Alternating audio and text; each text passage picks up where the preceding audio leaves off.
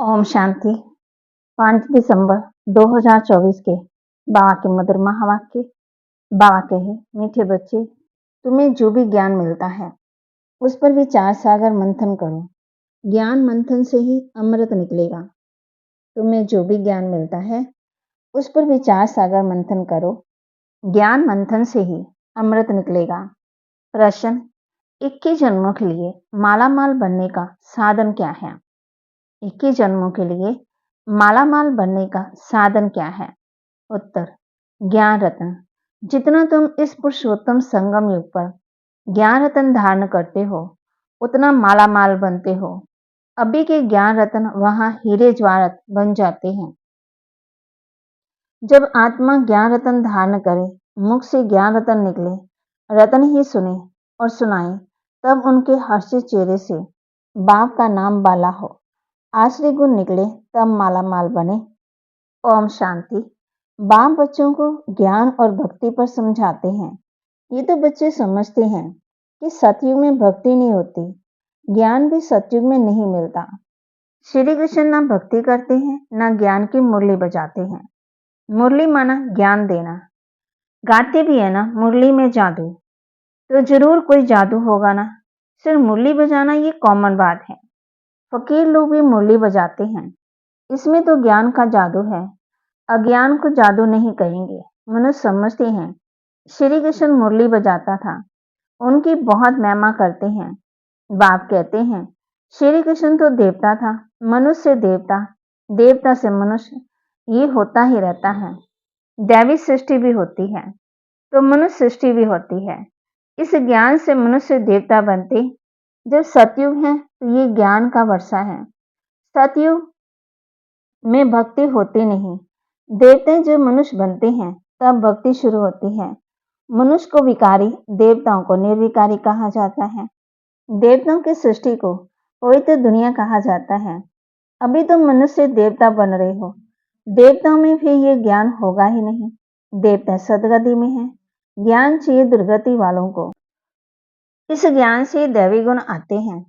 ज्ञान की धारणा वालों की चलन देवताई होती है, कम धारणा वालों की चलन मिक्स होती है। आज से चलन तो नहीं कहेंगे, धारणा नहीं तो हमारे बच्चे कैसे कहलाएंगे? बच्चे बाप को नहीं जानते तो बाप भी बच्चों को कैसे जानेंगे? भगवान को भी कितनी गालियां देते रहते हैं। भगवान को गाली देना कितना खराब है। फिर जब वे ब्राह्मण बनते हैं तो गाली देना बंद हो जाता है। तो इस ज्ञान का विचार सागर मंथन करना चाहिए। स्टूडेंट विचार सागर मंथन कर ज्ञान को उन्नति में लाते हैं। तुमको ये ज्ञान मिलता है, उस पर अपना विचार सागर मंथन करने से अमृत निकलेगा। विचार सागर मंथन नहीं होगा तो क्या मंथन होगा? आश्रय विचार मंथन, जिससे किचड़ा ही निकलता है। अभी तुम ईश्वरी स्टूडेंट हो, जानते हो मनुष्य देवता बनने की पढ़ाई बाप पढ़ा रहे हैं। देवता तो नहीं पढ़ाएंगे। देवताओं को कभी ज्ञान का सागर नहीं कहा जाता, बाप ही ज्ञान का सागर है। तो अपने से पूछना चाहिए, हमारे में सभी दैवी गुण हैं? अगर आश्रय गुण है तो उसे निकाल देना चाहिए, तब ही देवता बनेंगे। अभी तुम हो पुरुषोत्तम संगम युग पर, पुरुषोत्तम बन रहे हो तो वातावरण भी बहुत अच्छा होना चाहिए। शीशी बातें मुख से नहीं निकालनी चाहिए, नहीं तो कहा जाएगा कम दर्जे का है। वातावरण से जट पता पड़ जाता है, मुख से वचन ही दुख देने वाले निकलते हैं। तुम बच्चों को बाप का नाम बाला करना है। मुख हर्षित रहना चाहिए सदा, मुख से सदा रतन ही निकले। ये लक्ष्मी नारायण कितने हर्षित मुख हैं। इनकी आत्मा ने ज्ञान रतन धारण किए हैं। मुख से ये रतन निकाले थे, रतन ही सुनते सुनाते थे। कितनी खुशी रहनी चाहिए। अभी तुम जो ज्ञान रतन लेते हो वह फिर सच्चे हीरे जवाहरात बन जाते हैं। 9 रत्नों की माला भी कोई हीरे जवाहरात की नहीं, इन चेतन रत्नों की माला है। मनुष्य लोग फिर वह रत्न समझ अंगूठियां आदि पहनते हैं। ज्ञान रत्नों की माला इस पुरुषोत्तम संगम युग पर ही बनती है। ये रत्न ही 21 जन्मों के लिए माला माल बना देते हैं, जिसको कोई लूट ना सके। यहाँ पहनो तो झट कोई लूट लेवे, तो अपने को बहुत बहुत समझदार बनाना है। आश्रय गुणों को निकालना है। आश्रय गुण वाले की शक्ल ही ऐसी हो जाती है, क्रोध में तो लाल तांबा मिसल हो जाती है। बाप कहते हैं, ये विकार वाले एकदम काले मुंह वाले बन जाते हैं। श्री कृष्ण को भी काला दिखाते हैं। विकारों के कारण ही गोरे से सांवरा बन गया। तुम बच्चों को हर एक बात का विचार सागर मंथन करना चाहिए। ये पढ़ाई है बहुत धन पाने की। तुम बच्चों का सुना है, क्वीन विक्टोरिया का वजीर पहले बहुत गरीब था, दीवा जलाकर पढ़ता था, परंतु वह पढ़ाई को रतन थोड़ी है। नॉलेज पढ़कर पूरा पोजीशन पा लेते हैं, तो पढ़ाई काम आई, ना कि पैसा। पढ़ाई ही धन है, वह है हद का और ये है बेहद का। अभी तुम समझते हो, बाप हमको पढ़ाकर विश्व का मालिक बना देते हैं। वहां तो धन कमाने के लिए पढ़ाई नहीं पढ़ेंगे, वहां तो अब भी ये पुरुषार्थ में अथाह धन मिलता है। धन अविनाशी बन जाता है। देवताओं के पास बहुत धन रहता है। फिर जब वान मार्ग रावण राज्य में आते हैं तो कितना धन था, कितने मंदिर बनाए, फिर बाद में मुसलमानों ने लूटे, कितने धनवान थे। आजकल की पढ़ाई में इतना धनवान नहीं बन सकते, तो इस पढ़ाई में देखो मनुष्य क्या बन जाते हैं, गरीब से शाहूकार। अभी भारत देखो कितना गरीब है, नाम से मशहूर शाहूकार भी है। उनको तो फुर्सत ही नहीं, अपने धन पोजीशन का कितना अहंकार रहता है। इसमें अहंकार आदि मिट जाना चाहिए। हम आत्मा है, आत्मा के पास धन दौलत हीरे जवाहर आदि कुछ भी नहीं है। बाप कहते हैं, मीठे बच्चे, दे शायद दे के सभी संबंध छोड़ो। आत्मा शरीर छोड़ती है तो फिर शाहूकारी आदि सब खत्म हो जाती है। फिर जब नए सिर पड़े, धन कमाए, तब धनवान बने, या तो दान पुण्य अच्छा किया होगा तो शाहूकार के घर में जन्म लेंगे। कहते हैं ये पास्ट कर्मों का फल है। नॉलेज का दान दिया, वह नॉलेज कॉलेज धर्मशाला आदि बनाई तो उसका फल मिलता है, परंतु अल्पकाल के लिए। ये दान पुण्य आदि यहाँ किया जाता है, सतयुग में नहीं किया जाता। सतयुग में अच्छे कर्म होते हैं, क्योंकि अभी का वर्षा मिला हुआ है। वहां कोई भी कर्म विकर्म नहीं बनेगा, क्योंकि रावण ही नहीं है। विकार में जाने से विकारी कर्म बन जाते हैं, विकार से विकर्म बनते हैं। स्वर्ग में विकर्म कोई होता नहीं, सारा मदार कर्मों पर है। ये माया रावण अवगुणी बनाता है, बाप आकर के सर्वगुण संपन्न बनाते हैं। रामवंशी और रावण वंशी की युद्ध चलती है। तुम राम के बच्चे हो, कितने अच्छे अच्छे बच्चे माया से हार खा लेते हैं। बाबा नाम नहीं बतलाते, फिर भी उम्मीद रखते हैं। बाप कहते हैं, बाप तो सारे विश्व का उद्धार करना है। रावण के राज्य में सभी अदम गति को पाए हुए हैं। बाप तो बचने और बचाने की युक्तियां रोज रोज समझाते रहते हैं, फिर भी गिरते हैं। वे फिर इतना चढ़ नहीं सकते। बाप कहते हैं, जैसे कहते ना, अंत काल जो स्त्री सिमरे, उनकी बुद्धि में फिर अदमपना ही याद आता रहेगा। तो बाप बैठ बच्चों को समझाते हैं, कलप कलप तुम ही सुनते हो, सृष्टि का चक्कर कैसे फिरता है। जानवर तो नहीं जानेंगे, तुम ही सुनते और समझते हो। मनुष्य तो मनुष्य है। इन लक्ष्मी नारायण को भी नाक कान आदि सभी हैं, फिर भी मनुष्य है ना, परंतु दैवी गुण है, इसलिए उन्हें देवता कहा जाता है। ये ऐसा देवता कैसे बनते हैं, वे कैसे गिरते हैं, इस चक्कर का तुम्हें ही पता है। जो विचार सागर मंथन करते रहेंगे उनको ही धारणा होगी। जो विचार सागर मंथन नहीं करते हैं उन्हें बुद्धू कहेंगे। मुरली चलाने वाले का विचार सागर मंथन चलता रहेगा।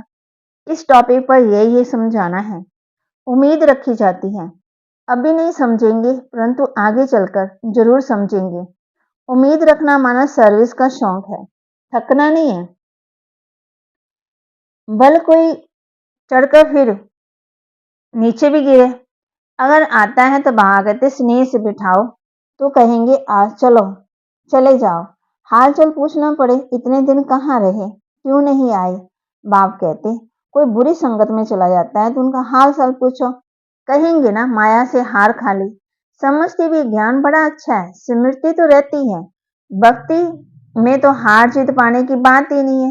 ये नॉलेज है, इसे धारण करना है। तुम जब तक ब्राह्मण ना बने तब तक देवता बन न सको। क्रिश्चियन बौद्धी पारसी आदि में ब्राह्मण थोड़ी होते हैं, ब्राह्मण के बच्चे ब्राह्मण होते हैं। ये बातें अभी तुम समझते हो, तुम जानते हो अलफ को याद करना है। अलफ को याद करने से बेबाशाई मिलती है। जब कोई मिले तो बोलो अलफ अल्लाह को याद करो। अलफ को ही ऊंच कहा जाता है। उंगली से अलग तरफ इशारा करते हैं। सीधा ही सीधा अलफ है। अलफ को एक ही कहा जाता, एक ही भगवान है, बाकी सभी हैं बच्चे। बाप को अलफ कहा जाता। बाप ज्ञान भी देते हैं, अपना बच्चा भी बनाते हैं। तो तुम बच्चों को कितनी खुशी रहनी चाहिए। बाबा हमारी कितनी सेवा करते हैं, विश्व का मालिक बनाते हैं, फिर खुद उस पवित्र दुनिया में आते ही नहीं है। पावन दुनिया में कोई उनको बुलाते ही नहीं। पावन दुनिया बनाना उनकी ड्यूटी है। पावन दुनिया में आकर क्या करेंगे? उनका नाम ही है पतित पावन। तो उस प्राणी दुनिया को पावन दुनिया बनाना उनकी ड्यूटी है। बाप का नाम ही है शिव। बच्चों को शालिग्राम कहा जाता।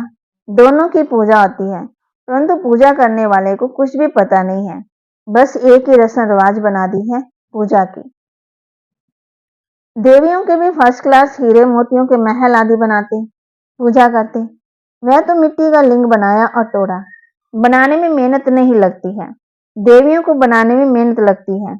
उनके शिव बाबा की पूजा में मेहनत लगती।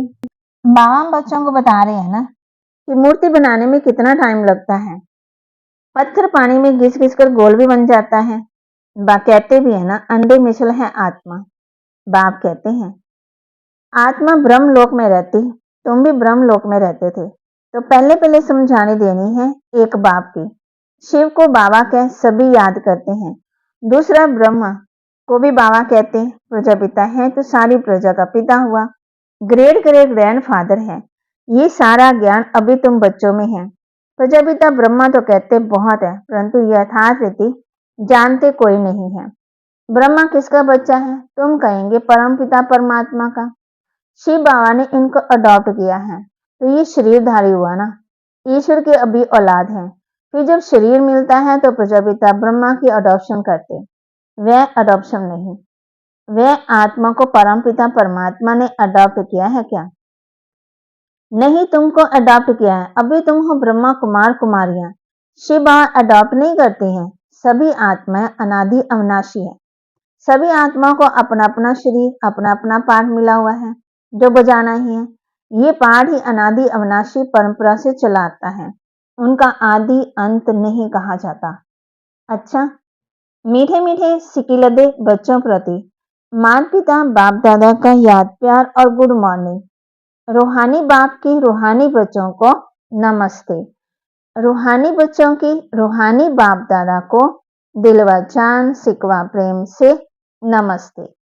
धारणा के लिए मुख्य सार अपने शाहूकारी पोजीशन आदि का अहंकार मिटा देना है।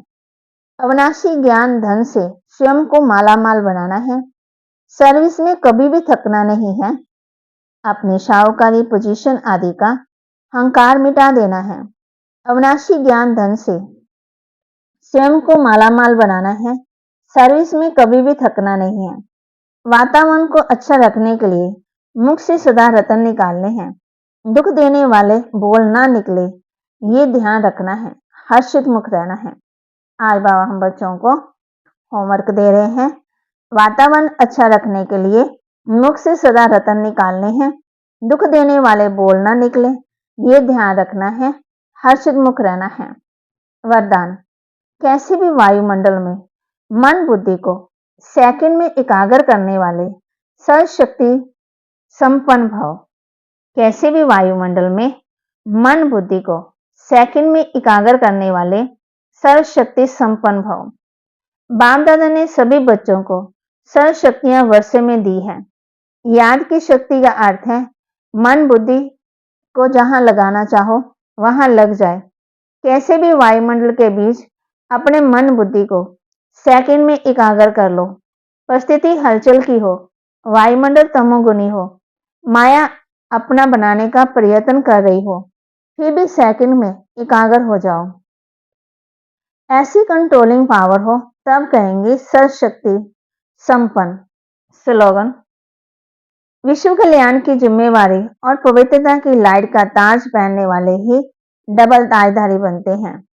विश्व कल्याणकारी जिम्मेवारी और पवित्रता की लाइट का ताज पहनने वाले ही डबल ताजधारी बनते हैं। तो बाबा के महावाक्य को लाइक करें, शेयर करें, सब्सक्राइब करें और कमेंट में ओम शांति जरूर लिखें। और बाबा कहते हैं आज हमने सारा दिन क्या ध्यान देना है, किस बात में? एक तो हर्षित मुख रहना है और मुख से सदा रतन निकालने हैं। दुख देने वाले बोल ना निकले, ये ध्यान रखना है और वातावरण को अच्छा रखना है। और अविनाशी ज्ञान धन में स्वयं को मालामाल बनाना है। सर्विस में कभी भी थकना नहीं है। और पवित्रता के लाइट के ताज पहनने वाले ही डबल ताजधारी बनते हैं। बाबा ने हम बच्चों को, बाप दादा ने सभी बच्चों को सर्व शक्तियां वर्षे में दी है। याद की शक्ति का अर्थ है कि मन बुद्धि जहां लगाना चाहो वहां लग जाए। कैसी परिस्थिति हो, वायुमंडल तम गुनी हो, माया अपना बनाने का प्रयत्न कर रही हो, फिर भी सेकंड में एकाग्र हो जाओ। बाबा कहते ऐसी कंट्रोलिंग पावर हो तब कहेंगे सर्वशक्ति संपन्न भव। ओम शांति।